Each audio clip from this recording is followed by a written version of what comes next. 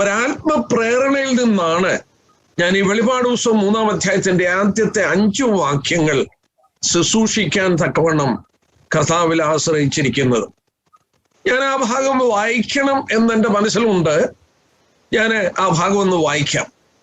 സർദീസിലെ സഭയുടെ ദൂതൻ എഴുതുക, ദൈവത്തിന്റെ 7 ആത്മാവ് 7 നക്ഷത്രമുള്ളവൻ അരുളി ചെയ്യുന്നത്, ഞാൻ നിന്റെ പ്രവൃത്തി അറിയുന്നു.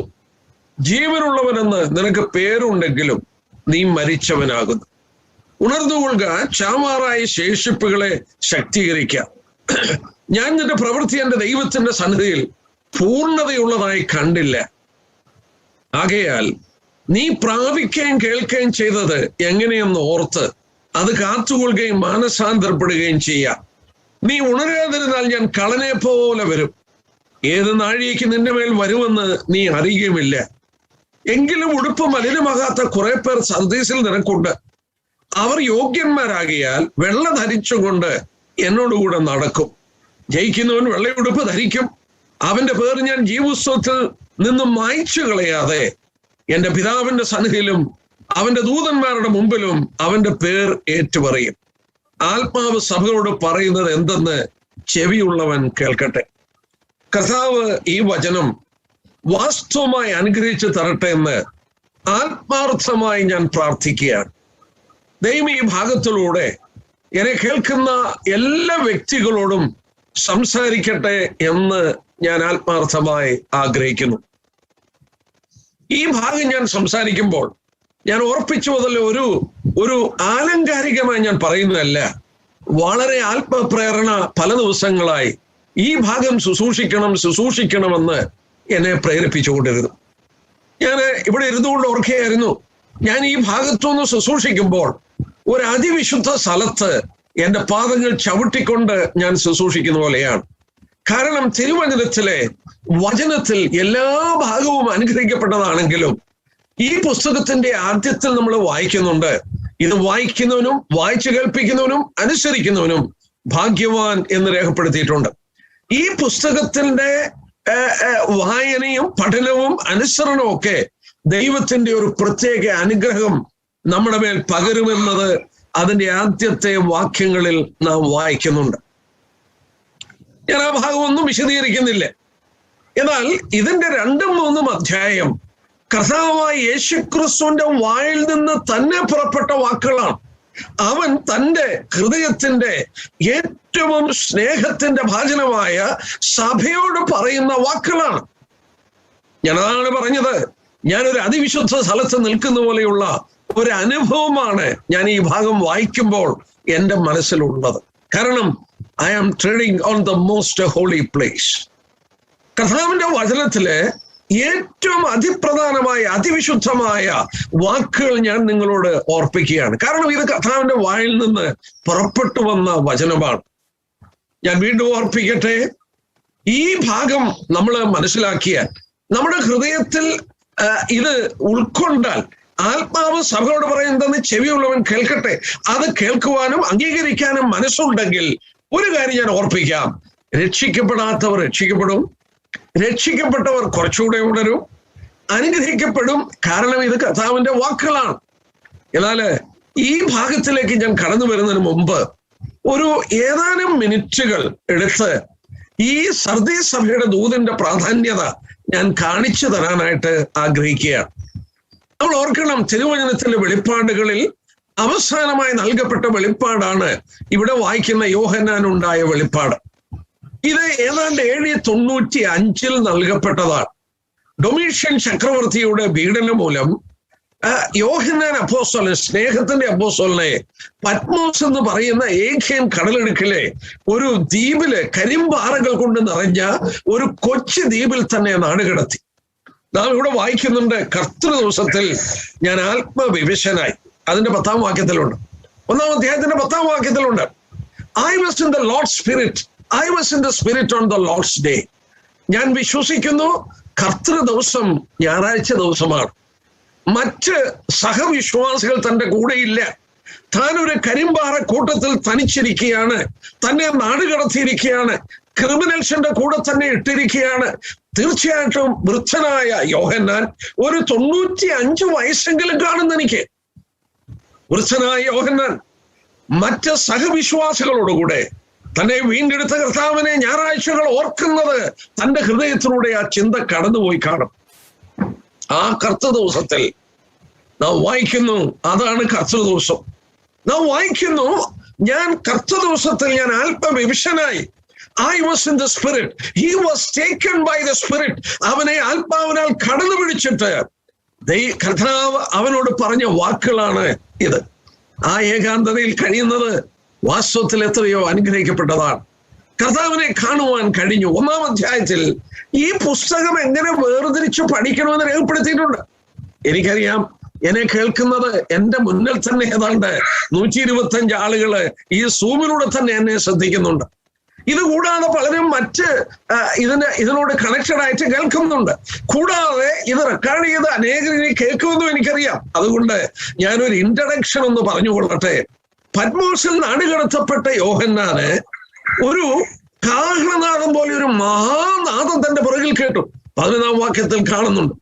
ഇതെന്താണെന്ന് അറിയാൻ എന്നോട് സംസാരിച്ച നാദം എന്തെന്ന് കാണാൻ ഞാൻ തിരിഞ്ഞപ്പോൾ കണ്ട കാഴ്ചയാണ് 7 പൊൻ നിലവിളക്കുടെ നടുവിൽ മാറത്ത് പൊൻകച്ച കെട്ടി അവന്റെ അംഗപ്രത്യംഗ വർണ്ണനെ അവിടെ വായിക്കുന്നു. അവനതിന്റെ മധ്യത്തിൽ ഉലാവുന്നത് കാണുകയാണ്. അത് നമ്മൾ വായിക്കുന്നുണ്ട്. അവനെ കണ്ടിട്ട് യോഹന്നാൻ മരിച്ചവനെ പോലെ വീണു. ഞാൻ ആ ഭാഗങ്ങളെല്ലാം എടുത്തു വായിക്കാതെ ഞാനങ്ങ് പറഞ്ഞു പോവുകയാണ്. കാരണം എനിക്ക് പറയാനുള്ളത് ആ വിഷയങ്ങളല്ല. പക്ഷെ ഒരു ഇൻട്രഡക്ഷൻ ആയിട്ട് ഞാൻ പറയുകയാണ്.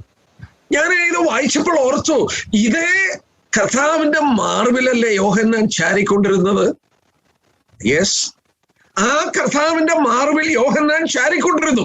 എന്നാൽ ഇന്ന് പത്മോസ് ദ്വീപിൽ വെച്ച് ഈ കർത്താവിനെ മഹത്വമുള്ളവനായി താൻ കാണുകയാണ്. കണ്ടപ്പോൾ നമ്മളിവിടെ വായിക്കുന്നുണ്ട്. എന്താ വായിക്കുന്നത്? അതിന്റെ 17-ാം വാക്യത്തിൽ അവനെ കണ്ടിട്ട് ഞാൻ മരിച്ചവനെ പോലെ അവന്റെ കാൽക്കൽ വീണു. എന്താ യോഹന്നാൻ ഈ വ്യത്യാസം? എന്തുകൊണ്ടാണ് അവന്റെ മാർവിൽ ചാരിയിരുന്ന യോഹന്നാൻ ഇപ്പോൾ മരിച്ചവനെ പോലെ വീഴുന്നത്? എന്റെ പ്രിയപ്പെട്ടവരോട് ഞാൻ പറയട്ടെ, അവന്റെ മഹത്വം ഊരിവെച്ചു. ആരാണിവൻ? ഇവൻ ദൈവത്തിന്റെ പുത്രനാണ്. സകലവും തന്റെ വാക്കാൽ ഉളവാക്കിയവനാണ്. He's a creator, sustainer. ഇവൻ സകലവും സൃഷ്ടിച്ച് അതിനെ പരിപാലിക്കുന്ന സർവശക്തനായ ഒരു ദൈവമാണ്. പിതാവിനോട് സമത്വമുള്ളവനാണ്. അവന്റെ വലിപ്പം എത്ര വലുതാണ്, അവന്റെ മഹത്വം എത്ര വലുതാണ്. എന്നാൽ അവന്റെ മാർവിൽ ചാരുവാനും അവന്റെ കൂടെ പക്ഷിപ്പാനും അവന്റെ കൂടെ സംഭാഷണം നടത്തുവാനും അവന്റെ കൂടെ ഉറങ്ങുവാനും ഈ ശിഷ്യന്മാർക്ക് എങ്ങനെ സാധിച്ചു? യോഹന്നാൻ 17-ൽ നമ്മളത് കാണുന്നുണ്ട്. പിതാവേ, അവന്റെ അന്ത്യ പ്രാർത്ഥന, മഹാപൗരോഹിത്യ പ്രാർത്ഥന, പിതാവേ, ലോകസ്ഥാപനത്തിന് മുമ്പ് എനിക്ക് നിന്റെ അടുക്കൽ ഉണ്ടായിരുന്ന മഹത്വത്തിലേക്ക് എന്നെ ചേർക്കണം. എന്താ കാരണം? അവന്റെ മഹത്വം ഊരി വെച്ചിട്ട് ഇറങ്ങി വന്നു. അതുകൊണ്ടാണ് അവർ അവനെ തൊട്ടത്, അതുകൊണ്ടാണ് അവർ സംസാരിച്ചത്, അതുകൊണ്ടാണ് അവരോടൊത്ത് ഭക്ഷിച്ചത്. അവൻ മഹത്വീകരിക്കപ്പെട്ടു. ലേഖനങ്ങളിൽ കടന്നു വരുമ്പോൾ അവൻ മഹത്വീകരിക്കപ്പെടാതിരുന്നത് കൊണ്ട് പരിശുദ്ധാത്മാവ് വന്നില്ല. എന്നാൽ അവൻ മഹത്വീകരിക്കപ്പെട്ടു. പരിശുദ്ധാത്മാവ് എന്നേക്ക് ഇവിടെ ഇറങ്ങി വന്നു. അപ്പോൾ പിതാവിന്റെ വലത്തുഭാഗത്ത് മഹത്വപൂർണനായ ദൈവപുത്രൻ, ആ മഹത്വപൂർണനായ ദൈവപുത്രനെ പത്മോസിൽ യോഹന്നാൻ കണ്ടപ്പോൾ അവന്റെ മുമ്പിൽ മരിച്ചവനെ പോലെ വീഴുകയാണ്. സോന്മാരെ, അവന്റെ മഹത്വമൊന്നും ഈ ശരീരത്തിൽ, മർത്യ ശരീരത്തിൽ ഇരുന്നുകൊണ്ട് പൂർണ്ണമായി ഗ്രഹിപ്പാൻ നമുക്ക് സാധ്യമല്ല. നാം മഹത്വീകരിക്കപ്പെട്ട് അവനെ പോലെ ആയിത്തീർന്ന ശേഷമേ അവനോട് സംസർഗം നമുക്ക് സാധിക്കുകയുള്ളൂ ആ വിധത്തിൽ. എന്നാൽ ഇവിടെ കർത്താവ് ഉടനെ പറഞ്ഞെന്താ? അതിന്റെ 19-ാം വാക്യം കീവേഴ്സാണ്. ഈ പുസ്തകം എങ്ങനെ മനസ്സിലാക്കാമെന്നുള്ളതിന്റെ മഹത്വം ഞാൻ പറഞ്ഞു തരികയാണ്. പ്രിയപ്പെട്ടവരിൽ ചിലരെങ്കിലും അത് മനസ്സിലാക്കാത്തവർ ഉള്ളത് കൊണ്ട് മനസ്സിലാക്കാൻ വേണ്ടി ഞാൻ ഓർപ്പിക്കട്ടെ. അതിന്റെ 19-ാം വാക്യം എന്താ വായിക്കുന്നത്? നീ കണ്ടതും ഇപ്പോഴുള്ളതും ഇനി സംഭവിപ്പാനിരിക്കുന്നതും എഴുതാൻ പറഞ്ഞു. നോക്കുക, ഈ പുസ്തകത്തെ 3ആയി തിരിച്ചിട്ടുണ്ട്. നീ കണ്ടത് നീ കാണാൻ പോകുന്നതല്ല. അവൻ എന്താ കണ്ടത്? നോക്കുക, ഞാൻ ആ ചില വാക്യങ്ങൾ വായിച്ചോട്ടെ. 1-ാം അധ്യായത്തിൽ നിന്ന് ശ്രദ്ധിച്ചോട്ടെ. അതിന്റെ 12-ാം വാക്യം. എന്നോട് സംസാരിച്ച നാദമെന്തെന്ന് കാണുവാൻ ഞാൻ തിരിഞ്ഞു. 13-ാം വാക്യം. തിരിഞ്ഞപ്പോൾ 7 പൊൻനിലവിളക്കുകളെ നിലവിളക്കുകളും നടുവിൽ നിലയങ്കി ധരിച്ച മാറത്ത് പൊൻകച്ച കിട്ടിയ മനുഷ്യപുത്രനോട് സദൃശനായ അവനെ കണ്ടു.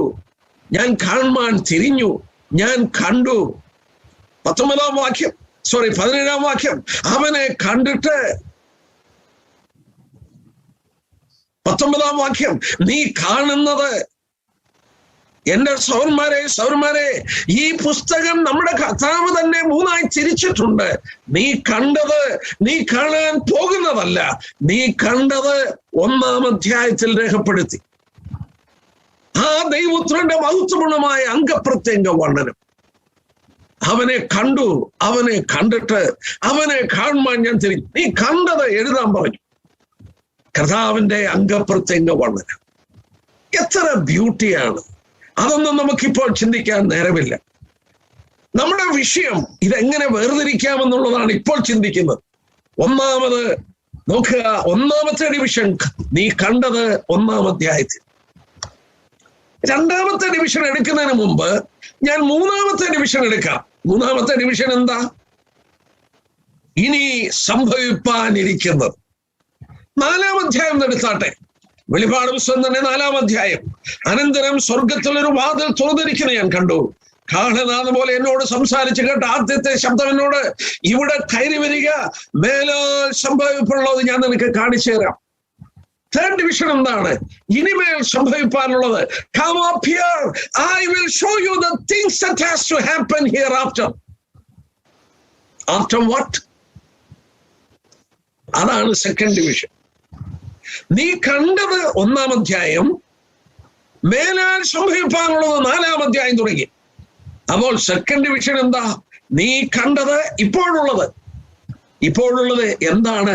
7 സഭകളുടെ ദൂതാണ്. സഭാ കാലളമാണ്. ഞാന് ബൈബിളിൽ ഏറ്റവും ഇഷ്ടപ്പെടുന്ന ഒരു പോർഷനാണ് ഇവിടെ. കാരണം കർത്താവിന്റെ വായിൽ നിന്ന് പുറപ്പെട്ടു വന്ന സഭാ ചരിത്രമാണിത്. ഞാൻ ഓർപ്പിച്ചു, ഒരു ഹോളി ഗ്രൗണ്ടിൽ നമ്മൾ നിന്നുകൊണ്ട് ഇത് ചിന്തിക്കുക. ഞാൻ ഇങ്ങനെ ഓർപ്പിക്കട്ടെ, ഈ 7 സഭകളുടെ ദൂത് കർത്താവ് കൊടുക്കുമ്പോൾ ഇതിൽ കൂടുതൽ സഭകൾ ഉണ്ടോ? ഉണ്ട്. ഇതിൽ കൂടുതലുണ്ട്. ട്രാവോസ് ഉണ്ട്, കൊളോസ്യ ഉണ്ട്, ഇങ്ങനെയുള്ള സഭകളൊക്കെ ആസ്യ മൈനറില. പക്ഷെ അവർക്കല്ലല്ലോ എഴുതിയത്. അല്ല, ഒരു മാപ്പ് എടുത്ത് നോക്കിയേ. ഈ 7 സഭകള് ഒരു സർക്കിള് പോലെ, ഇങ്ങനെ ഒരു സർക്കിള് പോലെ. കർത്താവ് കൊടുത്ത ദൂതുകൾ ഇങ്ങനെ ഓരോ സർക്കിളിൽ പോയി കൊടുക്കാൻ കഴിയും. അങ്ങനെ ആക്ഷരികമായ സഭകളായിരുന്നു ഇത്. Yes, they were literal churches. അതെവിടെയാണ്? ആസ്യ മൈനറിലാണ്. അവയെ 1-ാം അധ്യായത്തിൽ എങ്ങനെയാണ് പ്രതിനിധീകരിച്ചത്? പൊൻനിലവിളക്കാണ്. They are made out of pure gold. ആ സഭയെ പ്രതിനിധീകരിച്ചത് സ്വർണ്ണ വിളക്കാണ്. അങ്ങനെ നിൽക്കുന്നത് പ്രകാശം പരത്തുവാൻ. സഭയുടെ ദൗത്യം എന്താണ്? അന്ധകാരപൂർണമായ ലോകത്തിൽ വെളിച്ചം പകർത്തുവാൻ ദൈവം ഓരോ സ്ഥലങ്ങളിൽ ആക്കിയിരിക്കുന്നതാണ് സ്ഥലസഭകൾ. യെസ്, സഭ എന്ന വാക്കിന്റെ പേരെന്താണ്? വിളിച്ചു വേർതിരിച്ചവരുടെ കൂട്ടം.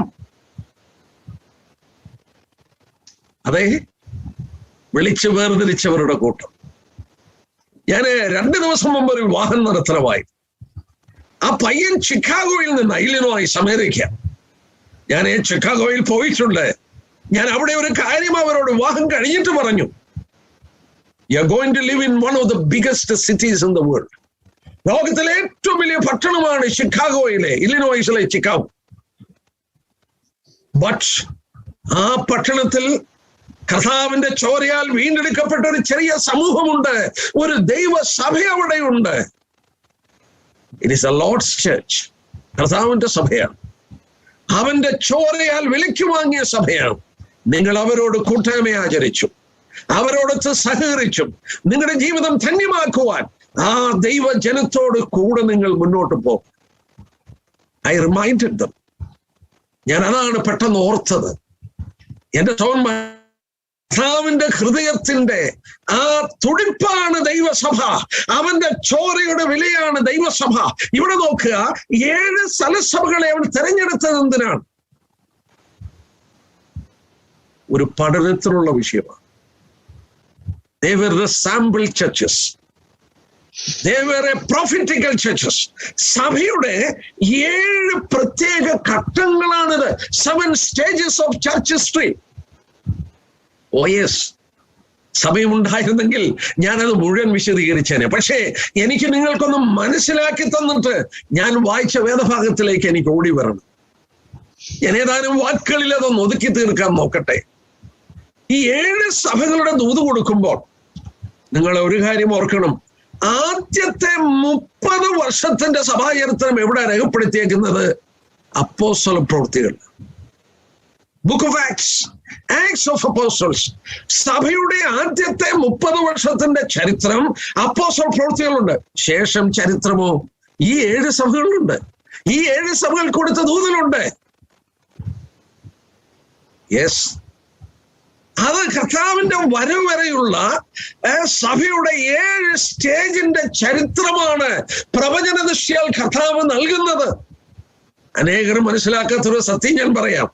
ഇത് 7 പ്രവചന ദൂതുകളാണ്. They were prophetical utterances of church history. സഭയുടെ ചരിത്രത്തിന്റെ പ്രവചനപരമായി കർത്താവ് പറഞ്ഞതാണ്. അല്ലല്ല ബ്രദറെ, ഇത് ഓരോ സ്ഥലസഭയ്ക്ക് കൊടുത്ത ദൂതല്ലേ? അല്ല സഹോദരന്മാരെ, അവർക്ക് ആവശ്യമുണ്ടായിരുന്നു. ഞാൻ ഈ വാക്യങ്ങളൊക്കെ വായിക്കുകയും പഠിപ്പിക്കുകയും ചെയ്യുമ്പോൾ ഇതിന്റെ അത്ഭുതകരമായ വാക്കുകളിൽ, മർമ്മങ്ങളിൽ ഞാൻ അത്ഭുതപ്പെടാറുണ്ട്. ദൈവകർത്താവിന്റെ ജ്ഞാനത്തിൽ ഞാൻ അത്ഭുതപ്പെടാറുണ്ട്. എന്തോ മഹത്വമാണ് 7 ദൂതുകളിൽ നൽകുന്നത്. ഞാൻ പ്രാരംഭമായി ഓർപ്പിക്കട്ടെ, ഈ 7 ദൂതുകളും 7 സഭയ്ക്കാ കൊടുക്കുന്നത്. ഉദാഹരണമായിട്ടൊന്ന് നോക്കട്ടെ, 2-ാം അധ്യായം 1-ാം വാക്യം. എഫെസോസിലെ സഭയുടെ ദൂതൻ എഴുതുക. അത് ആക്ഷരികമായൊരു സഭയാണ്. അപ്പൊ ആ സഭയ്ക്കല്ലേ അത് എഴുതിയത്. പക്ഷെ ആ സഭയുടെ ദൂത് അവസാനിക്കുന്നത് എങ്ങനെയാണ്? 7-ാം വാക്യം നോക്കട്ടെ. അത് ഞാനും വായിക്കുന്നു. ആത്മാവ് സഭകളോട് പറയുന്നത് എന്തെന്ന് ചെവിയുള്ളവൻ കേൾക്കട്ടെ. എഫെസോസ് സഭയ്ക്കാണ് എഴുതിയത്. പക്ഷേ ഈ ദൂത് ആർക്കുള്ളതാണ്? സഭകൾക്കുള്ളതാണ്. ആത്മാവ് എഫെസോസ് സഭയോട് പറയുന്നത് എന്തെന്ന് ചെവിയുള്ളവൻ കേൾക്കട്ടെ എന്നല്ല. ആത്മാവ് സഭകളോട് ബഹുവചനമാണ്. എന്റെ സൗരീശ്വരന്മാരെ, എന്നെ കേൾക്കുന്നവരെ, ഓരോ ദൂതും ഒന്ന് എടുത്തു നോക്കുകയും ഓരോ ദൂതും സർവ്വലോക സഭകളോട് സംസാരിക്കുന്നതാണ്. ലോകത്തിലാകമാനമുള്ള സ്ഥലസഭകളോട്, എന്നെ കേൾക്കുന്ന നിങ്ങളോട് സംസാരിക്കുന്നതാണ്. കാരണം അത് ആ സഭയ്ക്ക് വേണ്ടി മാത്രം എഴുതിയതല്ല. കർത്താവിന്റെ പരമജ്ഞാനത്താൽ ഈ 7 ദൂതുകൾ കർത്താവ് ക്രമീകരിച്ചിരിക്കുമ്പോൾ 7 സഭയുടെ ഘട്ടങ്ങളെ കർത്താവ് മുന്നിൽ കണ്ടുകൊണ്ട് ആത്മാവ് സഭകളോട് സംസാരിക്കുകയാണ്. എന്തൊരത്ഭുതമാണ്! ഇതിന് പ്രൊഫറ്റിക്കൽ ക്യാരക്ടർ ഉണ്ട്. ഈ ഉണ്ടല്ലോ, ആദ്യത്തെ 3 സഭകളുടെ പരാജയം അവർ പരിഹരിച്ചില്ല. എന്തിനാ കർത്താവ് ഒരു മാറത്ത് പൊൻകച്ച കെട്ടി നിലയങ്കി ധരിച്ച് ഈ 7 നിലവിളക്കിന്റെ നടുവിൽ എന്തിനാ നടക്കുന്നത്? പറയാം, എന്തിനാ നടക്കുന്നത്? ഞാന് പറഞ്ഞു പോയാൽ ഒരുപാട് സംസാരിച്ചു പോകും. പക്ഷേ എന്റെ ദൂതിൽ ഞാൻ ഒതുങ്ങി നിൽക്കില്ല. കർത്താവിന്റെ മഹാപൗരോഹിത്യ ശുശ്രൂഷയാണിത്. അവൻ എന്നാ പുരോഹിതനായത്? അവൻ പുരോഹിതനല്ലല്ലോ, അവൻ യഹൂദ ഗോത്രത്തിലുള്ളവനല്ലേ. ലേവി ഗോത്രക്കാരല്ലേ പുരോഹിതന്മാർ. യേശുക്രിസ്തുവിന്റെ പൗരോഹിത്യം എപ്പോഴാണ്? എബ്രായനെ കർത്താവ് എടുത്തു പറയുന്നത് വാക്യമെടുക്കാതെ ഞാൻ പറയട്ടെ, അവൻ ഭൂമിയിൽ ആയിരുന്നുവെങ്കിൽ പുരോഹിതനാകില്ലായിരുന്നു. യഹൂദ ഗോത്രത്തിൽ നിന്നല്ലോ കർത്താവ് പറഞ്ഞത്. ആ ഗോത്രത്തോട് പൗരോഹിത്യത്തെ കുറിച്ച് ഒന്നും പറഞ്ഞിട്ടില്ല. എബ്രായനത്തിൽ വായിക്കുന്നു, അവൻ ഭൂമിയിൽ വെച്ച് പുരോഹിതനാകണമെങ്കിൽ അവൻ ലേവി ഗോത്രത്തിൽ ജനിക്കണം. എന്നാൽ അവൻ എവിടാ ജനിച്ചത്? യഹൂദ ഗോത്രത്തില്. പിന്നെ അവന്റെ പൗരോഹിത്യം എപ്പോഴാ? അവന്റെ പുനരുത്ഥാന ശേഷമാണ്. ഈ പുനരുത്ഥാന ശേഷം അവൻ പൗരോഹിത്യ ശുശ്രൂഷയിൽ ഏർപ്പെട്ടിരിക്കുന്ന എവിടെയാണ്? സ്വർഗത്തിൽ പിതാവിന്റെ വലത്തുഭാഗത്ത് എനിക്കും നിങ്ങൾക്കും വേണ്ടി മഹാപുരോഹിതനായി സേവ ചെയ്യുകയാണ്. Is A high priest of his people. ഒരു മഹാപുരോഹിതൻ, ഇസ്രായേലിന്റെ മഹാപുരോഹിതനെ നോക്കിയേ. മാറത്ത് 12 കല്ലുകളുണ്ട്. ആ 12 കല്ലിൽ അവരുടെ പേരുണ്ട്. അവന്റെ തോളിൽ 2 ഒറിക് സ്റ്റോൺസ് ഉണ്ട്. ആ 2 കല്ലുകളിൽ അവരുടെ പേരുണ്ട്. ഈ മാറത്തും തോളിലും അവൻ ഈ പേരുകൾ വഹിച്ചുകൊണ്ട് ആ മറ്റ് ലോകത്തിന് വേണ്ടിയല്ല, അവൻ പ്രതികരിക്കുന്ന ജനത്തിന് വേണ്ടി അന്തർമന്ദിരത്തിൽ ദൈവസന്നിധിയിൽ നിൽക്കുകയാണ്. Yes, praise the Lord. Wonderful. എന്റെ മഹാപുരോഹിതൻ, നിങ്ങളുടെ മഹാപുരോഹിതൻ, അവന്റെ മാർവ് അവന്റെ സ്നേഹമാണ്. ആ സ്നേഹം അവന്റെ തോൾ അവന്റെ ശക്തിയാണ്. അവന്റെ സ്നേഹവും ശക്തിയും നമുക്ക് വേണ്ടി വ്യാപരിച്ചുകൊണ്ട് പിതാവിന്റെ വലത്തുഭാഗത്ത് നമ്മുടെ മഹാപുരോഹിതൻ. He is my high priest and your high priest. അതുകൊണ്ടാണ് എബ്രായരെ 7 നമ്മൾ വായിക്കുന്നത് എന്താണ്? താൻ മുഖാന്തരം പിതാവിനോട് അടുക്കുന്നവരെ പൂർണ്ണമായി രക്ഷിപ്പാൻ അവൻ പ്രാപ്തനാണ്. He is able to save them to the uttermost. അവൻ നമുക്ക് വേണ്ടി മധ്യസ്ഥ. എന്നെ സഹോദരന്മാരെ, എന്തൊരു ബ്യൂട്ടിയാണ്. ഞാൻ ആ ഭാഗം എടുക്കാതെ ഞാൻ അവിടെ അവസാനിപ്പിക്കുമ്പോൾ, കാരണം സമയം എൻ്റെ മുന്നിൽ ഞാൻ നോക്കിക്കൊണ്ടിരിക്കുക. ഓരോ മിനിറ്റും എനിക്ക് വിലപ്പെട്ടതാണ്. അതുകൊണ്ട് ഞാൻ കർത്താവിന് വേണ്ടി നിൽക്കുകയാണ്, കർത്താവിന് വേണ്ടി സംസാരിക്കുകയാണ്. ഞാൻ നിങ്ങളോടൊരു സത്യം സാക്ഷ്യമായി പറഞ്ഞോട്ടെ. വലിയ വലിയ മീറ്റിങ്ങുകളിൽ ഞാൻ പ്രസംഗിക്കാം, ചെറിയ മീറ്റിങ്ങുകളിൽ പ്രസംഗിക്കാം, സൂമുകളിൽ പ്രസംഗിക്കുന്നു ഇപ്പോൾ. ബട്ട് എവറി ടൈം ദൈവവചനം തുറന്ന് ഞാൻ നിൽക്കുമ്പോൾ ഐ ഹാവ് എ ഫീലിംഗ്. എനിക്ക് പലപ്പോഴും ഞാൻ പ്രാർത്ഥിക്കാറുണ്ട് കർത്താവിനോട്, കർത്താവേ, ഞാൻ നിനക്ക് വേണ്ടി നിൽക്കുകയാണ്. I M speaking for you. Yes, നിനക്ക് വേണ്ടി ഞാൻ സംസാരിക്കുകയാണ്. ഞാനിപ്പോൾ ഇത് സംസാരിക്കുമ്പോഴും എൻ്റെ കർത്താവിന്റെ വാക്കുകളാണ് ഞാൻ എടുത്തു പറയുന്നത്. ആദ്യത്തെ 30 വർഷത്തിന്റെ ചരിത്രം അപ്പോസ്തല പ്രവൃത്തികളുണ്ട്. പിന്നീടുള്ള ചരിത്രം, ഉൽപ്രാവണം വരെയുള്ള ചരിത്രം, 7 സഭകളുടെ ദൂതലുണ്ട്. എന്നെ ഏറ്റവും ആകർഷിച്ച ഒരു പഠനമാണ്. ഞാൻ അതിൽ നോക്കുക, ആദ്യത്തെ 3 സഭകള് അവരുടെ പരാജയം അവർ പരിഹരിച്ചില്ല. ഞാൻ ഓർപ്പിച്ചു, എന്തിനാണ് ഈ നിലവിളിക്കുന്ന നടുവിൽ അവൻ നടക്കുന്നത്? ഒരു F.W. ഗ്രാൻഡ് എന്ന് പറയുന്ന ദൈവദാസൻ പറഞ്ഞ പോലെ, he is in midst of the church with a golden staffers. ഒരു സ്വർണ്ണ കത്രികയുമായി ഈ നിലവിളക്കുകളുടെ നടുവിൽ അവൻ നടക്കുകയാണ്. അതിന്റെ കരിന്തിരികൾ മുറിക്കണം. ആ കരിന്തിരികൾ മുറിച്ചു മാറ്റി ആ തിരികൾ അല്പം കൂടെ കിളത്തി അതിന് കുറച്ചുകൂടെ എണ്ണ ഒഴിച്ചു കൊടുത്ത് ആ വിളക്കുകൾ എനിക്ക് വേണ്ടി കത്തണം, അവയെ നാട്ടിയിരിക്കുന്ന സ്ഥലത്തിൽ അവ ശോഭിക്കണം. That is a duty of the church. ദൈവസഭയുടെ ഡ്യൂട്ടിയാണ്. അതിനുവേണ്ടി അവൻ അധ്വാനിക്കുകയാണ്. അതിനുവേണ്ടി അവൻ ഒരു മഹാപുരോഹിതനാണ്. അതിനുവേണ്ടിയാണ് 7 സഭകളുടെ നടുക്കവൻ നടക്കുന്നത്. അവന്റെ വാക്കുകൾ കേട്ടിരുന്നെങ്കിൽ അവന്റെ കരങ്ങൾ ആ തിരികളുടെ കരിന്തിരികൾ മുറിച്ചു മാറ്റി അവിടെ എണ്ണ ഒഴിച്ചു കൊടുത്ത് ആ തിരികൾ കുറച്ചുകൂടെ കത്തുമ്പോൾ ആ പ്രദേശത്തിന്റെ ചുറ്റും കുറച്ചുകൂടെ പ്രകാശം വ്യാപരിച്ചേനെ. അതവന്റെ ശുശ്രൂഷയാണ്. ആദ്യത്തെ 3 സഭകളുടെ ദൂത് കൊടുത്തു. 12-ാം അധ്യായത്തിൽ വരുമ്പോൾ പെർഗമോ സഭയുടെ ദൂതുണ്ട്. 2-ാം അധ്യായത്തിൽ 12-ാം വാക്യം. എന്റെ മനസ്സങ്ങോട്ട് പോവുകയാണ്. അവിടെ കർത്താവ് പറയുകയാണ്, 13-ാം വാക്യം, നീ എവിടെ പാർക്കുന്നെന്നും അത് സാത്താന്റെ സിംഹാസനമുള്ളവെന്ന് എനിക്കറിയാം. 200 വർഷം റോമൻ ചക്രവർത്തിമാർ മാറി മാറി സഭയെ കൊന്നൊടുക്കി. അവരെ നശിപ്പിക്കാൻ കഴിഞ്ഞില്ല. അവരെ ക്രൂശിച്ച കർത്താവിനെ ക്രൂശിച്ച ആ സാമ്രാജ്യം 200 വർഷം മാറി മാറി കൊന്നൊടുക്കി. 200 വർഷം അവസാനിക്കുമ്പോൾ കുസ്തുനിനോസ് ചക്രവർത്തി, കിങ് കോൺസ്റ്റന്റൈൻ, ക്രിസ്ത്യാനിയായി. നോക്കുക, അവരെ പീഡിപ്പിച്ച റോമൻ സാമ്രാജ്യത്തിന്റെ മതം ക്രിസ്തു മതമായിട്ട് കോൺസ്റ്റന്റൈൻ പ്രഖ്യാപിച്ചു. സഭ അതുവരെ കഷ്ടപ്പെട്ടു, അതുവരെ ദാരിദ്ര്യം അനുഭവിച്ചു. അതിനു മുമ്പുള്ള സഭയോട് കർത്താവ് എന്താ പറയുന്നത്? അതിന്റെ 9-ാം വാക്യം, ഞാൻ നിന്റെ കഷ്ടതയും ദാരിദ്ര്യവും നീ ധനവാനാണ് എന്ന് കർത്താവ് പറയുകയാണ്. അവർ കഷ്ടപ്പെട്ടു, അവർ കൊല്ലപ്പെട്ടു, പക്ഷെ കർത്താവ് പറഞ്ഞു നീ ധനവാനാണ്. എന്നാൽ അടുത്ത സഭ പെർഗമോസ് സഭ 12-ാം അധ്യായം 2:12 പെർഗമോസ് കുസ്തനീനോസ് ക്രിസ്ത്യാനിയായി മാറി.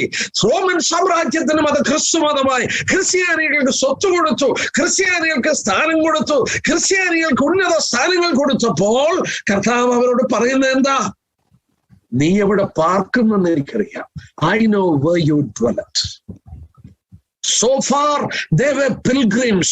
So far they were strangers in the world. അതുവരെ ലോകത്തിൽ അവർ അന്യരും പരദേശികളുമായിരുന്നു. അത് നഷ്ടപ്പെട്ട ലോകത്തിൽ അവർ പാർക്കാൻ തുടങ്ങി.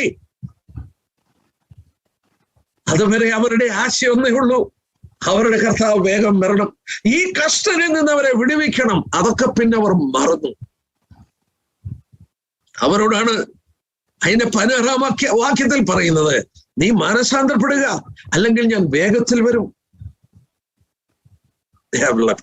എന്നാൽ ഞാൻ ഓർപ്പിക്കട്ടെ, അതിന്റെ ശേഷമാണ് 18-ാം വാക്യത്തിൽ കാലയളവ്.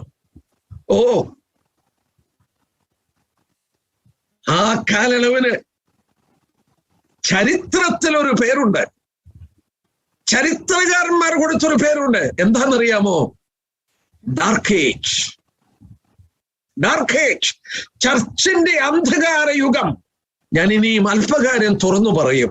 നിങ്ങൾ എന്നോട് ക്ഷമിക്കണം, എന്നോട് ക്ഷമിക്കണം. ഞാൻ പറയുന്ന ഒരു വാക്കെങ്കിലും തെറ്റെങ്കിൽ നിങ്ങൾക്ക് എന്നെ വിളിക്കാം, ഞാനത് തെളിവുകൾ സഹിതം നിങ്ങളുടെ മുന്നിൽ അവതരിപ്പിക്കും. കാരണം ഞാൻ പറഞ്ഞു, ഞാനൊരു വിശുദ്ധ സ്ഥലത്ത് നിൽക്കുകയാണ്, ഞാൻ എൻ്റെ കർത്താവിന് വേണ്ടി നിൽക്കുകയാണ്, ഞാൻ സംസാരിക്കുന്നത് അവന് വേണ്ടി സംസാരിക്കുകയാണ്. എനിക്ക് മനുഷ്യനെ പ്രീതിപ്പെടുത്തുവാനും മനുഷ്യനെ പ്രസാദിപ്പിക്കുന്ന വിധത്തിൽ പറയുവാൻ ഈ വാക്കുകൾ എടുക്കുമ്പോൾ എനിക്ക് നിവൃത്തിയില്ല. ഞാൻ ഓർപ്പിക്കട്ടെ, 2-ാം അധ്യായത്തിന്റെ 18 തൊട്ട് 250 വരെയുള്ള വാക്യമുണ്ടല്ലോ. It is the letter written to the church that was in dark age. അന്ധകാര യുഗത്തിലുള്ള സഭയ്ക്ക് എഴുതുകയാണ്. ഞാൻ ഒരു കാര്യം തുറന്നു പറയട്ടെ, അന്ന് ലോകത്തിൽ ഒരു സഭയുള്ളൂ. അന്ന് ലോകത്തിൽ ഒരു സഭയുള്ളൂ. ആ സഭയുടെ പേരാണ് കാത്തലിക് ചർച്ച്. കാത്തലിക് എന്ന വാക്കിന്റെ അർത്ഥം യൂണിവേഴ്സൽ ചർച്ച്. റോമൻ സാമ്രാജ്യത്തിന്റെ മതമായി എല്ലാ ജാതി ആചാരങ്ങളും കയറി വന്ന് മാനസാന്തരപ്പെടാത്ത ആളുകൾ ക്രിസ്ത്യാനിയായി മാറുന്നു, ചക്രവർത്തി ക്രിസ്ത്യാനിയാകുന്നു. കർത്താവ് പറഞ്ഞു, യേശുക്രിസ്തുവിന്റെ 2ാം വരവ് കഴിഞ്ഞാലും ആ സഭ ഇവിടെ കാണും. അതിന് തെളിവിടെയുണ്ട്. അതിന്റെ 22-ാം വാക്യം വായിച്ചാൽ, നീ മാനസാന്തരപ്പെടത്തില്ല, നിന്നെ വലിയ കഷ്ടതയിലാക്കും. ഉൾപ്രാവണത്താൽ സഭ മാറ്റപ്പെട്ട ശേഷം ഇവിടെ മഹാകഷ്ടതയുടെ കാലയളവ്. അന്ന് നീ ഇവിടെ കാണും. യെസ്. എന്നാൽ അടുത്ത ഭാഗം ഞാൻ ഓർപ്പിച്ചോട്ടെ. ഇനി നമ്മുടെ വിഷയത്തിൽ വരികയാണ്. 3-ാം അധ്യായത്തിന്റെ ആദ്യത്തെ 5 വാക്യം. ശേഷിക്കുന്ന അരമണിക്കൂർ കൊണ്ട് ഞാൻ അതിലെ ദൂതന്റെ കാതല് നിങ്ങൾക്ക് തരാൻ ആഗ്രഹിക്കുകയാണ്. ഞാൻ ഇത്രയും പറഞ്ഞത് ഇതൊന്നും മനസ്സിലാക്കാൻ. ഈ അന്ധകാര യുഗത്തിന്റെ ശേഷം എന്ത് സംഭവിച്ചു? ചരിത്രമൊന്ന് വായിച്ചു നോക്കി. 1517 ഒക്ടോബർ 31. എനിക്ക് ആ ഡേറ്റ് മറക്കാൻ സാധിക്കുകയല്ല. ഞാൻ ആ സമയത്ത്, അതായത് 2017 ഞാൻ ആ സമയത്ത് നാഗർകോയിലിൽ ലൂഥറൻ ചർച്ചിന്റെ കൺവെൻഷന് പ്രസംഗിക്കുക. അപ്പൊ ഞാൻ അവിടെ ചെല്ലുമ്പോൾ അവിടെ മുഴുവൻ എഴുതി വെച്ചിരിക്കുകയാണ് 500 ആനിവേഴ്സറി. പെട്ടെന്ന് എനിക്ക് പിന്നീടാണ് കാര്യം മനസ്സിലായത്. 2017 500 വർഷമായി. എന്നെ കേൾക്കുന്നവർ ഓർക്കണം, നമ്മളൊക്കെ അറിയപ്പെടുന്നത് പ്രൊട്ടസ്റ്റൻസ്. എന്താണെന്ന് ഞാൻ പറയാം. ഈ പ്രൊട്ടസ്റ്റൻസ് ഉണ്ടായിട്ട് 2017 500 വർഷമേ ആയിട്ടുള്ളൂ. എന്തിനാ നമ്മളെ പ്രൊട്ടസ്റ്റൻസ് എന്ന് വിളിക്കുന്നത്? 1517 ഒക്ടോബർ മാസം 31-ാം തീയതി റോമൻ കത്തോലിക്ക സഭയിലെ ഒരു മങ്ക് അല്ലെങ്കിൽ ഒരു സന്യാസി അദ്ദേഹം 95 തീസിസ് എഴുതി. ജർമ്മനിയിലെ വിറ്റൻബർഗ് എന്ന് പറയുന്ന പള്ളിയുടെ വാതിലിൽ ആണികൾ കൊണ്ട് അത് അടിച്ചു കയറ്റി. He was protesting the church. Along with him, a group of people protested. അവന്റെ കൂടെ ഒരു കൂട്ടം ആളുകൾ കൂടെ പ്രൊട്ടസ്റ്റ് ചെയ്തു. അവരെയാണ് എങ്ങനെ അറിയപ്പെട്ടത്? പ്രൊട്ടസ്റ്റന്റ്സ്. എന്തിനാ ഇത്രയും പ്രൊട്ടസ്റ്റ് ചെയ്തത്? ഞാൻ അതിലേക്ക് പോയാൽ ഒരുപാട് പറഞ്ഞു പോകും. പക്ഷെ ഒരു കാര്യം ഞാൻ പറയാം. റോമില് സെന്റ് പീറ്റേഴ്സ് ചർച്ച് അത് പുതുക്കി പണിയുകയാണ്. പണം വേണം. ആ പണം കണ്ടെത്താൻ കാത്തലിക് ചർച്ച് എന്താ ചെയ്തതെന്ന് ചരിത്രത്തിലുണ്ട്. അത് മറച്ചു വെക്കാൻ കഴിയാത്തൊരു ചരിത്രമാണ്. എന്താണെന്ന് അറിയാമോ? അവര് പാപമോചന ചീട്ട് വിൽക്കുകയാണ്. പോപ്പിന്റെ എമിസറി ടെറ്റ്സൽ എന്ന് പറയുന്ന പോപ്പിന്റെ എമിസറി പാപമോചന ചീട്ട്. നിങ്ങൾക്ക് പാപമോചനം വേണോ? ഈ ചീട്ട് മേടിക്കണം. അന്ന് സഭയെ പ്രൊട്ടസ്റ്റ് ചെയ്തു മാർട്ടിൻ ലൂതർ ഒരു കൂട്ടം ആളുകൾ. 95 തീസിസ് കൊണ്ടുവന്ന് ദേവാലയത്തിന്റെ വാതിൽ ആണികൊണ്ട് അടിച്ച് വെച്ചു. ഒരു കൂട്ടം ആളുകൾ ഇതിനെ പ്രൊട്ടസ്റ്റ് ചെയ്തു. They came out of the church and they were known as Protestants. എന്നാൽ എന്റെ വിഷയത്തിൽ ഞാൻ ഒതുങ്ങി നിൽക്കുകയാണ്.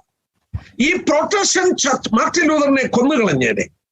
അദ്ദേഹത്തിന് ജർമ്മനിയുടെ പ്രിൻസിന്റെ സുരക്ഷിതത്വം കൊടുത്തു. അവർ രാജ്യങ്ങളുടെ സുരക്ഷിതത്വം ഈ പ്രൊട്ടസ്റ്റന്റ് ചർച്ചുകൾ എടുക്കേണ്ടി വന്നു. ഇംഗ്ലണ്ടിൽ അങ്ങനെയാണ് ചർച്ച് ഓഫ് ഇംഗ്ലണ്ട് ആയത്. ലൂഥറൻ ചർച്ച് ജർമ്മനിയിൽ ഫോം ചെയ്തു. ഇങ്ങനെ രാഷ്ട്രങ്ങളുടെ പ്രൊട്ടക്ഷൻ കൊടുത്ത പ്രൊട്ടസ്റ്റന്റ് ഗ്രൂപ്പുകൾ ഉണ്ടായി. ഞാനത് വിടട്ടെ. വലിയ സഭയോട് അടുത്ത സഭ സർദീസ് കാലം.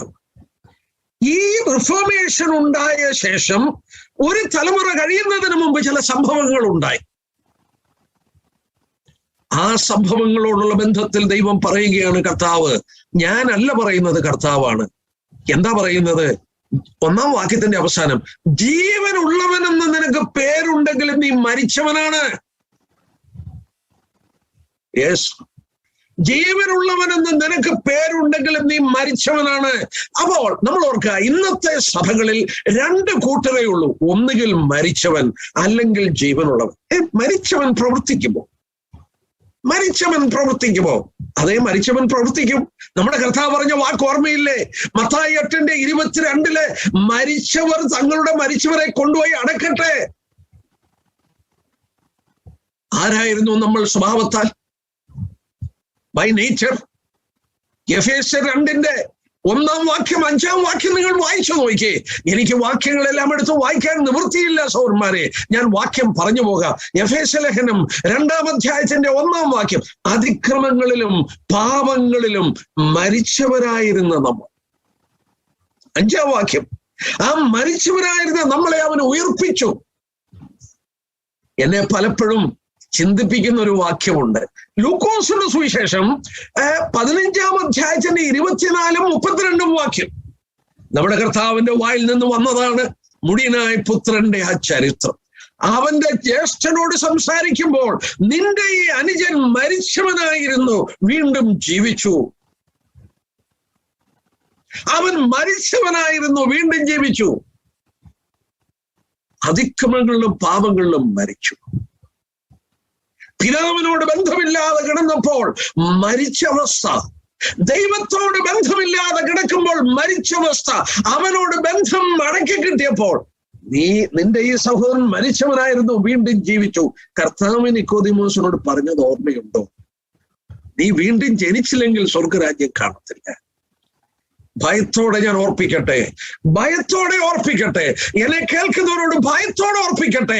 നിങ്ങൾ പള്ളിയുടെ പല കാര്യങ്ങളിൽ, നിങ്ങൾ സഭകളുടെ പല കാര്യങ്ങളിൽ ഏർപ്പെടുന്നുണ്ടായിരിക്കാം, പക്ഷേ അത് മരിച്ചവന്റെ പ്രവൃത്തിയായിരിക്കാം, മരിച്ചവരുടെ പ്രവൃത്തിയായിരിക്കാം. നിങ്ങൾക്കൊരു ആത്മീക ജീവൻ ഉണ്ടായിട്ടില്ലെങ്കിൽ, വീണ്ടും ജനനം ഉണ്ടായിട്ടില്ലെങ്കിൽ, നീ മരിച്ചവനാണ്. You have a reputation that you are living, but you are dead. ആരായി പറയുന്നത്? ഞാൻ പറയുന്നതല്ല, യേശു ക്രിസ്തു പറയുന്നതാണ്. എന്റെ സഹോദരന്മാരെ, you have to be born again into the family of God. ദൈവത്തിന് കൊച്ചുമക്കളില്ല, ദൈവത്തിന് മക്കളേ ഉള്ളൂ.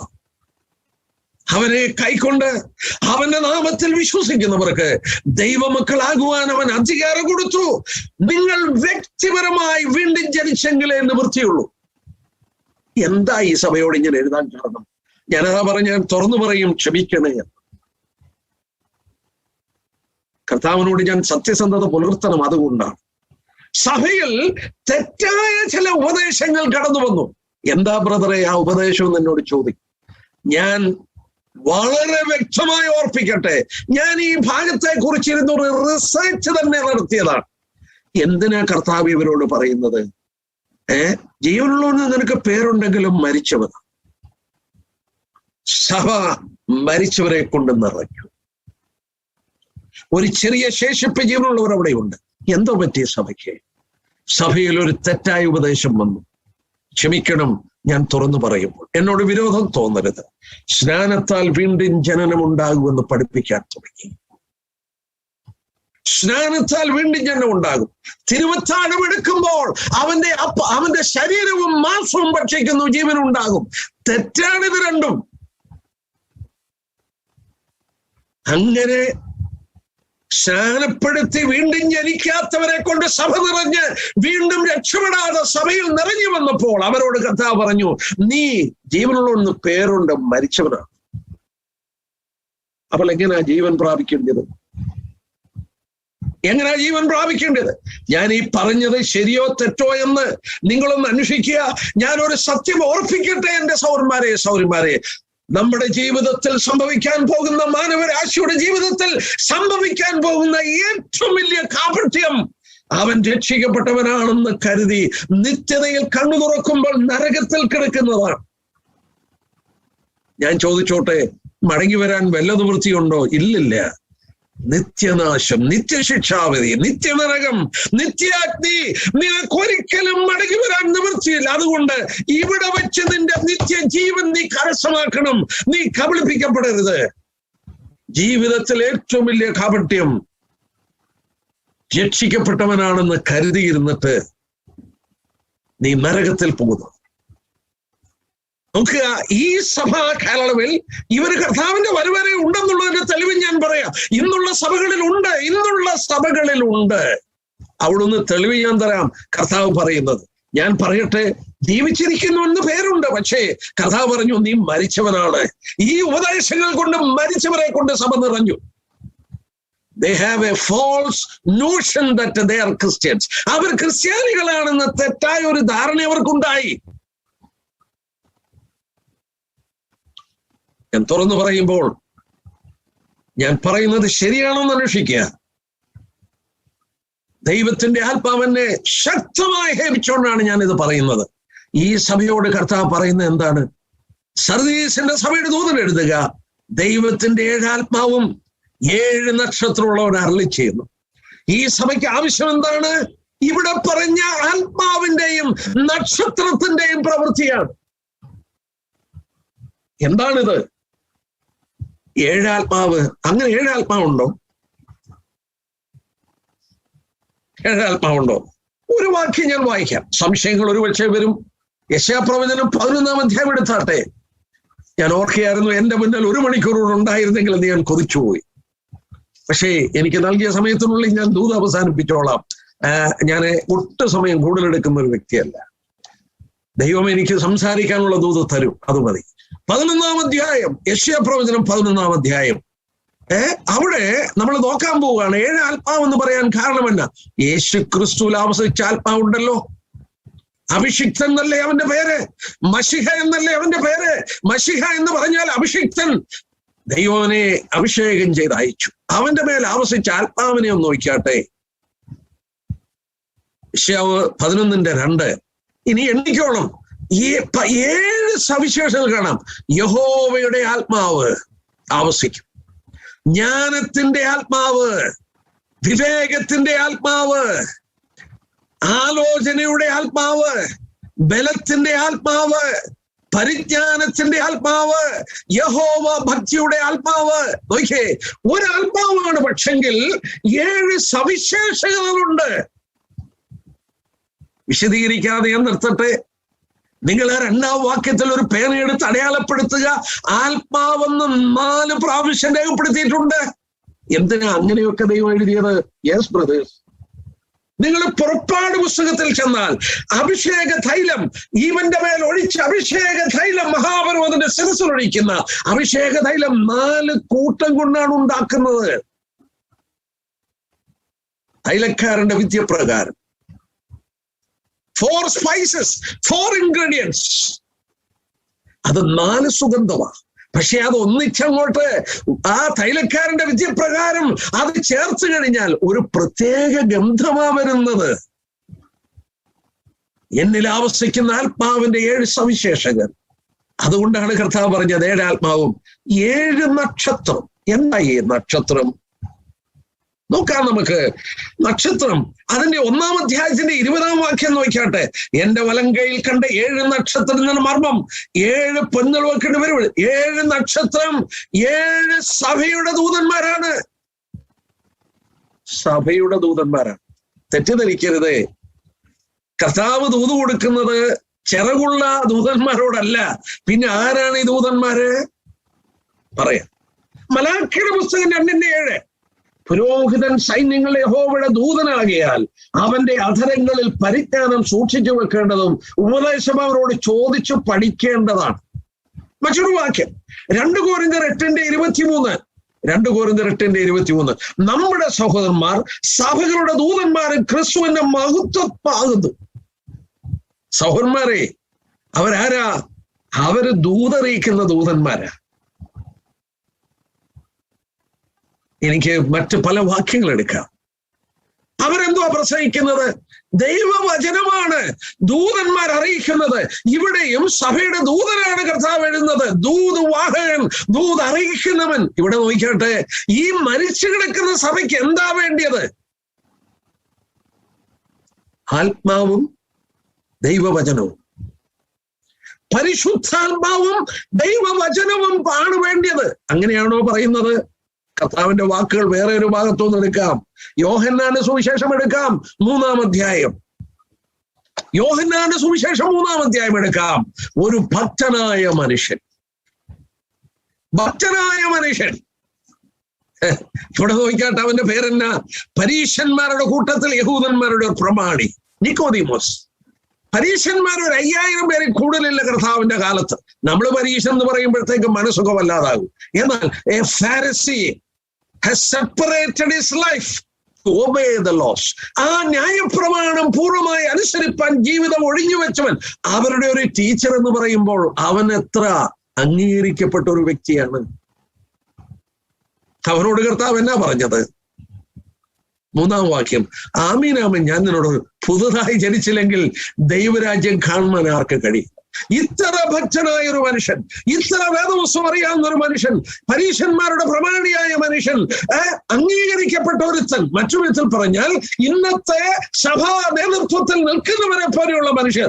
അവരോട് എന്താ കർത്താവ് പറഞ്ഞത്? നീ വീണ്ടും ജനിച്ചില്ലെങ്കിൽ സ്വർഗരാജ്യം കാണത്തില്ല. അപ്പൊ ഭക്തി കൊണ്ടൊന്നും സ്വർഗത്തിൽ പോകത്തില്ല. ഇല്ല. അപ്പോസ്തലരുടെ 2-ാം അധ്യായം വായിച്ചു നോക്കിയേ. ഭക്തിയുള്ള യഹൂദന്മാർ അവിടെ വന്നെന്ന് എഴുതി. അവരോടാ പറഞ്ഞത് മാനസാന്തരപ്പെട്ട് യേശുക്രിസ്തുവിന്റെ നാമത്തിൽ വിശ്വസിക്കാൻ. ഭക്തി സ്വർഗത്തിൽ കൊണ്ടുപോകില്ല. ഇവിടെ പറഞ്ഞ വാക്ക് കണ്ടോ? ഇവിടെ പറഞ്ഞ വാക്ക് നിങ്ങൾ കണ്ടോ? ഇത്ര ഭക്തനായ ഒരു ടീച്ചറിനോട് പറയുകയാണ്, unless you are born again you will not see the kingdom of God.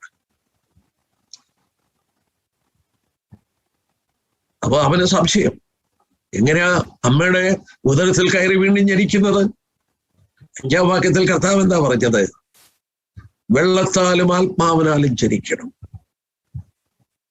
വെള്ളത്താലും ആത്മാവിനാലും ജനിക്കണം. ചോദിക്കുന്നുണ്ട്, നീ ഒരു ഉപദേഷ്ടാവായിരുന്നിട്ട് ഇത് അറിയുന്നില്ലയോ? എനിക്ക് ആ ഭാഗം ഒക്കെ ഒന്ന് എടുക്കണമെന്നുണ്ട്, പക്ഷെ നിവൃത്തിയില്ല. നിങ്ങൾ സഭാപ്രസംഗി 11-ന്റെ 5-6 വാക്യം നോക്കി. ആ ഭാഗമാണ് കർത്താവ് പറയുന്നത്. നിന്റെ കയ്യിലിരിക്കുന്ന നിക്കോദെമോസ്, ആ പഴയ നിയമ പ്രമാണത്തിൽ ഇതുണ്ട്, നിനക്കിതൊന്നും അറിയത്തില്ലയോ എന്ന് ചോദിക്കുകയാണ് ഈ ടീച്ചറിനോട്. Yes, you are born again by the spirit of God and by the word of God. ഒരു മനുഷ്യൻ വീണ്ടും ജനിക്കുന്നത് ദൈവവചനത്താലും ആത്മാവിനാലുമാണ്. കർത്താവ് പറഞ്ഞു, വെള്ളത്താലും ആത്മാവിനാലും ജനിക്കും. വചനം നോക്കുക. 1 കൊരിന്ത്യർ 4:15 പൗലോസ് കൊരിന്ത്യർക്ക് എഴുതുന്നുണ്ട്, നിങ്ങൾക്ക് ഗുരുക്കന്മാരേറെ ഉണ്ടെങ്കിൽ പിതാക്കന്മാരേറെയില്ല. ഞാനല്ലോ സുവിശേഷം മൂലം നിങ്ങളെ വീണ്ടും ജനിപ്പിച്ചത്. I am your spiritual father. ഫിലോമോന്റെ ലേഖനം 10-ാം വാക്യം വായിച്ചാട്ടെ. തടവിലിരിക്കുമ്പോൾ ഞാൻ ജനിപ്പിച്ച എന്റെ മകനായ ഒനോസിമോസ്. എങ്ങനെയാ ജനിപ്പിച്ചേ? സുവിശേഷം പറഞ്ഞു. പത്രോസ് രേഖപ്പെടുത്തി 1 പത്രോസ് 1:23 കെടുന്ന ബീജത്താലല്ല, കെടാത്തതിനാലും ജീവനുള്ളതും നിലനിൽക്കുന്നതുമായ ദൈവവചനത്താലാണ് നിങ്ങൾ വീണ്ടും ജനിച്ചത്. എന്നെ കേൾക്കുന്ന സഹോദരി സഹോദരന്മാരെ, നിങ്ങളെ വീണ്ടും ജനിപ്പിക്കാൻ ആർക്കും കഴിയില്ല. നിന്റെ പ്രവൃത്തി നിന്നെ വീണ്ടും ജനനത്തിൽ കൊണ്ടുവരത്തില്ല. സഭാപ്രസംഗി 11 അതിന്റെ 5-6 വാക്യം വായിക്കാൽ, നീ വിതയ്ക്കാൻ നിന്റെ കൈ ഇളച്ചിരിക്കരുത്. രാവിലെ വിതയ്ക്ക, ഉച്ചയ്ക്ക് വിതയ്ക്ക, വൈകിട്ട് വിതയ്ക്ക. ഇതോ അതോ ഏത് സഫലമാകുമെന്ന് അറിയില്ല. കാറ്റ് ഇഷ്ടമുള്ളിടത്ത് നൂതുന്നു, ഇഷ്ടമുള്ളിടത്തേക്ക് വരുന്നു. ദൈവത്തിന്റെ വചനം പരിശുദ്ധാത്മാവോടെ പ്രവർത്തിക്കും. ഇവിടെ കർത്താവ് പറഞ്ഞു, ആ വീണ്ടും ജനനം നിക്കോദെമോസിനോട് പറഞ്ഞു കൊടുത്തു. ഒരുത്തൻ ക്രിസ്തുവിലായാൽ അവനൊരു പുതിയ സൃഷ്ടിയാണ്. എന്തൊരബദ്ധമാണ് രക്ഷിക്കപ്പെട്ടു എന്ന് കരുതി രക്ഷിക്കപ്പെടാതിരിക്കുക. പല ഭക്തിയും ഭക്തി പ്രകടനങ്ങളും ഒക്കെ കാണിക്കാം. But unless you are born again, you will not see the kingdom of God. നിങ്ങൾ വീണ്ടും ജനിച്ചില്ലെങ്കിൽ സ്വർഗരാജ്യം കാണാൻ നിങ്ങൾക്ക് കഴിയില്ല. ഞാന് അവരോട് കർത്താവ് പറഞ്ഞ വാക്യാണെന്ന് പറഞ്ഞോട്ടെ. 3-ാം വാക്യം നോക്കിയാട്ടെ. ആകയാൽ നീ പ്രാപിക്കുകയും കേൾക്കുകയും ചെയ്ത് എങ്ങനെയെന്ന് ഓർത്ത് അത് കാത്തുകൊള്ളുകയും മാനസാന്തരപ്പെടുകയും ചെയ്യാം. ആ വാക്ക് നോക്കിയാട്ടെ. നീ പ്രാപിക്കുകയും കേൾക്കുകയും ചെയ്തത്. നവോത്ഥാന സമയത്ത് എന്താ അവർ കേട്ടത്? വിശ്വാസ നീതീകരണം. പ്രവൃത്തിയാലല്ല, വിശ്വാസത്താൽ നീതീകരണം. മാർട്ടിൻ ലൂഥറും അതുപോലെ തീജ്വാലകളോടുകൂടിയ ദൈവദാസന്മാരെ എഴുന്നേൽപ്പിച്ചു. ആ റിഫോർമേഷന്റെ കാലയളവിൽ അവർ കേട്ടത്, നീ ഇവിടെ കഥ പറഞ്ഞ വാക്ക് നോക്കട്ടെ. ആകയാൽ നീ പ്രാപിക്കുകയും കേൾക്കുകയും ചെയ്യുന്നതെന്ന് ഓർക്കണം. അല്ലെങ്കിൽ എന്തോ പറ്റും? ഞാൻ കള്ളനെ പോലെ വരും. ഏത് നാഴികയ്ക്ക് നിന്റെ മേൽ വരുമെന്ന് നീ അറിയില്ല. ആ വാക്യത്തിന്റെ പ്രാധാന്യതയൊന്ന് ചൂണ്ടിക്കാണിച്ചോട്ടെ. ആ വാക്യത്തിന്റെ പ്രാധാന്യത ഞാനൊന്ന് ചൂണ്ടിക്കാണിച്ചോട്ടെ. നീ ഉണരാതിരുന്നാൽ എന്തോ സംഭവിക്കും? ഞാൻ കള്ളനെ പോലെ വരും. നമുക്ക് നോക്കാം. 1 തെസ്സലോനിക്കർ എടുത്താട്ടെ. ഇവര് രക്ഷിക്കപ്പെട്ടവർ അല്ലെന്നുള്ളതിന്റെ തെളിവ് ഞാൻ പറയാൻ പോവുകയാണ്. 1 തെസ്സലോനിക്കർ 5-ാം അധ്യായം. 1 തെസ്സലോനിക്കർ 5-ാം അധ്യായം. സൗരന്മാരെ, കാലങ്ങളെ സമയങ്ങളെയും കുറിച്ച് നിങ്ങൾ എഴുതിയറിയിപ്പാൻ ആവശ്യം. കള്ളൻ രാത്രി വരുമ്പോൾ പോലെ കർത്താവിന്റെ നാൾ വരുന്നു. Day of the Lord. കള്ളം വരുന്ന പോലെ വരും. എന്നിട്ട് പൗലോസ് അവിടെ നിർത്തിയില്ല. അതിന്റെ 4-ാം വാക്യം നോക്കിയേ. എന്നാൽ സഹോദരന്മാരെ, ആ നാൾ കള്ളനെന്ന പോലെ നിങ്ങളെ പിടിപ്പാൻ നിങ്ങൾ ഇരുട്ടിലുള്ളവരല്ല. നിങ്ങൾ ആരാണ്? നിങ്ങൾ എല്ലാവരും വെളിച്ചത്തിന്റെ മക്കളും പകലിന്റെ മക്കളുമാണ്. കർത്താവിന്റെ വരവ് കള്ളനെ പോലെ സംഭവിക്കുന്ന ആർക്കാ? ഇരുട്ടിലുള്ളവർക്കാ, രക്ഷിക്കപ്പെടാത്തവർക്കാ. നമുക്ക് കള്ളനെ പോലെ സംഭവിക്കത്തില്ലേ? കാരണം എന്താ? നാം വെളിച്ചത്തിലുള്ളവരാണ്, നാം രക്ഷിക്കപ്പെട്ടവരാണ്, നാം ദൈവത്തിന്റെ മക്കളാണ്, നമ്മൾ പ്രകാശത്തിലുള്ളവരാണ്.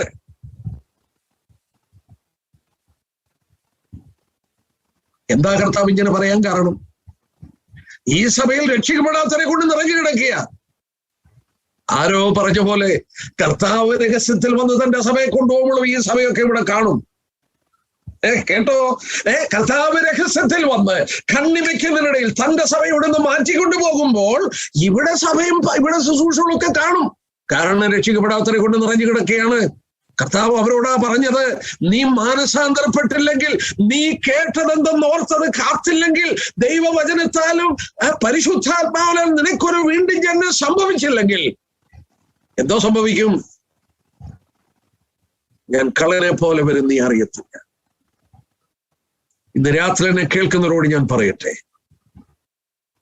നീ രക്ഷിക്കപ്പെട്ടവനാണോ അല്ലയോ? നീ രക്ഷിക്കപ്പെട്ടവനല്ലെങ്കിൽ കളനെ പോലെ വരും.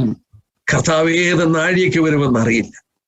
കർത്താവ് ഇവരോട് പറഞ്ഞു, ഇവരോട് പറഞ്ഞ ഒരു ഭാഗം വളരെ എന്നെ ചിന്തിപ്പിക്കുകയുണ്ടായി. എന്താ എന്ന് ചോദിച്ചാൽ, അതിന്റെ 3-ാം വാക്യത്തിൽ കർത്താവ് പറയുന്നുണ്ട്, നീ പ്രാപിക്കുകയും ആകയാൽ നീ പ്രാപിക്കുകയും കേൾക്കുകയും ചെയ്ത് എങ്ങനെയെന്ന് ഓർത്ത് അത് കാത്തുകൊള്ളുകയും മാനസാന്തരപ്പെടുകയും ചെയ്യാം.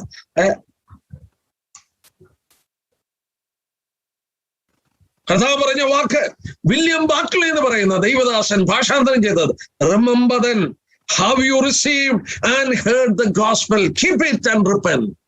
Keep it. How you heard the gospel, keep on remembering. അങ്ങനെയാണ് അതിന്റെ a present imperative, a commandment that is present imperative. അത് ഓർത്തുകൊണ്ടിരിക്കണം. Keep on remembering how you receive the gospel.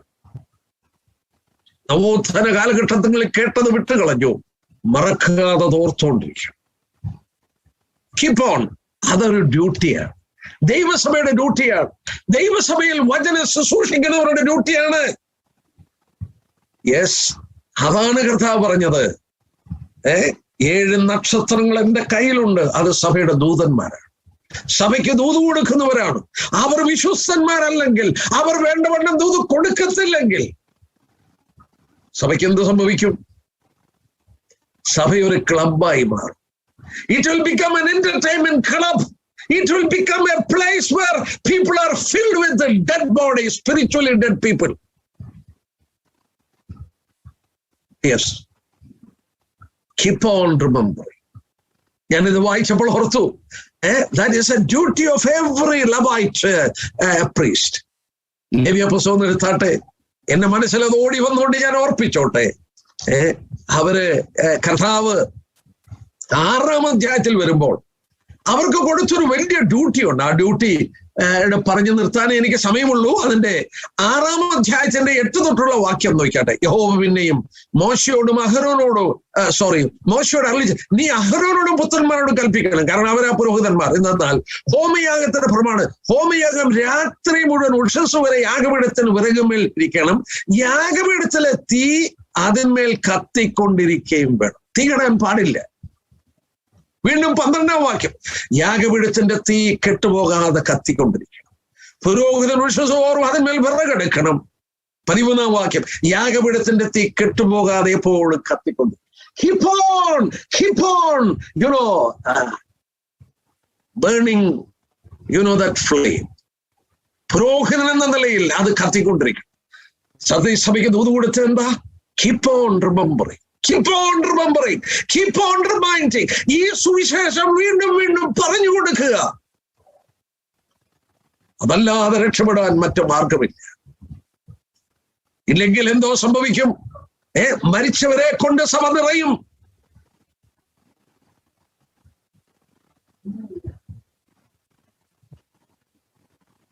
Yes. എന്തുകൊണ്ടാണ് ദൈവം ഇത്ര നിർബന്ധമായി പറഞ്ഞത്? ഈ തീ എവിടെ നിന്ന് വന്നതാ? ഈ തീ കെടരുതെന്ന് പറഞ്ഞു. നിങ്ങൾ 9-ാം അധ്യായം എടുത്താട്ടെ. 9-ാം അധ്യായം അതിന്റെ 24-ാം വാക്യം നോക്കിയാട്ടെ. 9:24, ലേവ്യർ 9:24. യഹോവയുടെ സ്ഥലത്ത് തീ പുറപ്പെട്ടു, യാഗപീഠത്തിന്മേലുള്ള ഹോമയാഗവും മേധസ്സും ദഹിപ്പിച്ചു. ജനമെല്ലാം അത് കണ്ടപ്പോൾ ആർത്ത് സാഷ്ടാംഗം വീണു.